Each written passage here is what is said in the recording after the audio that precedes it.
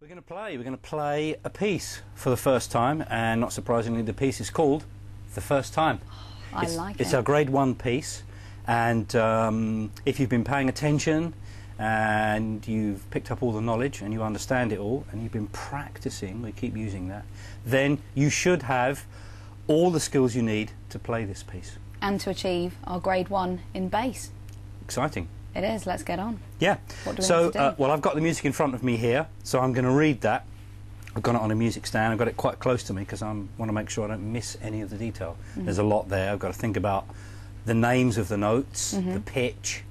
I've got to think about the rhythm. Yeah. I've got to think about the shapes on the bass, and I've got to make sure I'm playing the right notes and the right rhythms in the right order. There are different sections in the piece. Sometimes the first verse is the same as the next verse, sometimes it's slightly different. So I've got all those kind of difficulties to look out for. But I think everyone will be surprised by the amount of skill that they've picked up if they've been following through the Essential Bass Skills lessons. So probably what we'll do is start with the beginning and look at what's involved. Yeah, let's start with pitch. I want to play the right notes, so I need to be able to read the right notes. Yes. And I need to go back and review what the notes are. Now, the notes in here, there aren't that many different notes. And of course, we've learned quite a lot of notes. We don't need all of those notes, we only need some of them. Okay. The notes we need for this piece are C, F, G, and A. So just 4 notes. Sounds like a lot more when you put it all together, but that's when you add the rhythm and that brings it all to life. So the notes we need are C, F, G and A. So I should check, everyone should check that they know where to find those notes. Okay, so how do you know, have you literally just done that by scanning this piece of music and looking at the notes that are there and kind of working out, oh yeah, that's a C, that's an F, oh yeah, that's a G, ah yeah, I see that's an A there, and oh, I don't need any others. That's exactly it. Obviously I've been doing it for quite a while, a little longer than these 10 lessons, and I'm reasonably comfortable and familiar with reading pitch, reading whether the note is on a line or in a space, and then if it's in a space, which space and which note is represented on that space. So the first note in our example is a C, and then I try and remember that so that when I see it again, I haven't got to take too long to think about it, it just comes back to me quickly. That's the plan anyway. How do you do that? I mean, let's do that here with this piece. We've got, that's our first bar. First bar is C. That note there, that one hasn't been coloured in. Right. But that's the only one there. Right, so what does that tell us? Well, initially you think, hang on a second, this is a bit confusing. Is that a quarter note? Clearly not. Is that an 8th note? Clearly not. No. In the last lesson we learned another new note, which was a half note. It's not that either. A half note had the tail on it, didn't it? That's right, and it wasn't coloured in. And that took up half the bar. How long does this note take up? The whole bar. I was going to say, there are no other notes in that bar. So this note must take up the whole bar, so I guess musicians will call it a whole note. Exactly what they do, and it lasts 4 beats. So if I'm going to play that note, I need to find out where C is, and I remember that C is on the 3rd fret of the A string. You're going to play along too? I'm going to just demonstrate for our right-handed players, because obviously, Terry, you are one of the left-handed, one of the minority, but still... Very small select group. Exactly. So C is found on the 3rd fret of the A string. Yeah. That's the 3rd string. You all right? You coming along? I'm all right. And I'm going to use my first finger, and if I count myself in, that note, that C note, whole note, is going to last the whole bar. So it's going to last 4 complete beats. So here we go. 1, 2, 3, 4. C, 2, 3, 4. And then there's the bar line, and then I would deal with the next information. All right, so that's that one. Yeah, so that's a whole note. Pitch and value. Good. Let's move on to bar 2. The next bar, what value are those notes, do you reckon? There are 2 of them in the bar, so that the bar is divided into equal halves. Yep, and they haven't been coloured in, so I'm gonna bet there are 2 half notes. 2 half notes. All we need to do is work out the pitch, and that the pitch of those notes is F and G. Because it's higher. Yeah. Obviously, so it's going to be higher notation So you know value. you've gone up from C. Yeah. You've got to count up how much, and actually you can use the lines. C was written in the space. Yeah. The next line would be D. If it was going through the line, That's right. And then the next space would be E. And we're on to the next line, which is F. So it can be often as simple as that. Just count up through the lines and spaces, count up through that musical alphabet we've been concentrating on so much, and you're in business. Then you've got to try and remember where to find it on the neck. So that's that note location thing. Where does an F live I'm pretty sure an F lives there. It's just up from the C. It's the 3rd fret on the D string on the 2nd string. So there's my F.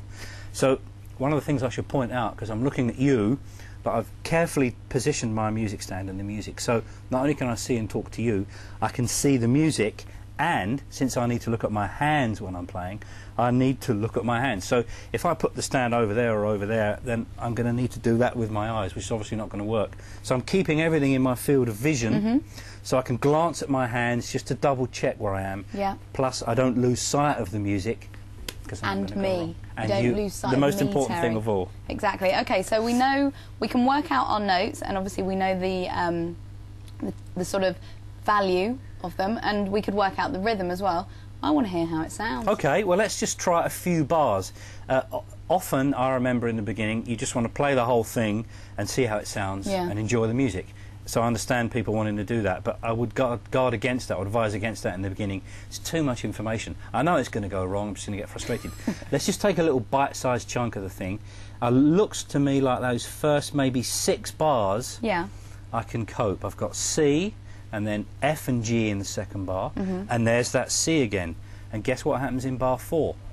The F and G again. So there's quite a lot of repetition, and it's important to be aware of that, so you can spot it. Saves a lot of effort and a lot of energy. If you see it coming up again, you think, oh, it's one of those. Okay, fine. Absolutely. Bar 5, there's a whole note, which is quite high up. That's an A.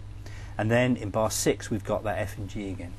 So it's quite, I mean, at times you can see patterns and repetition, can't you? Very good, yeah, that's what it's all about, isn't it? We talked about patterns and repetition of notes on the fingerboard. There's a lot of patterns and repetition of notes, pitch, and or rhythm in this piece. In fact, the rhythms involved in this piece, there aren't that many. We've talked about the whole note, half notes. The only other rhythms are our old quarter notes, which we know and love, and then some 8th notes. And changing between those rhythms gives a different dynamic intensity to the music. If you just play one long note, it just lets it sit. If you play 8th notes, it's going to drive and pump the music forward. So we use that on bass as a part of the rhythm section together with the drums to lift the music up in terms of intensity and put it back down again and all that stuff. And to guide people along. All right, well, I noticed between 6 and 7 we've sort of got these, what do you call those, double, is it tram lines? Or that's cool. Yeah, good. It's a bar line. I mean, the music, we discussed this very early on in the course, the bar lines which divide and separate the music, so we know where we are, kind of punctuate it. And that double tram line is a double bar line, and that's really just a convenience. It's just to let me know that the way the music works, that's the kind of end of a little section. Well, let's hear that little section. Okay, the first section goes 1, 2, 3, 4. C, 2, 3, 4. Half F, notes. 2, 3, 4. C, 2, note. 3, 4. F, Now 2 half notes. G, 4.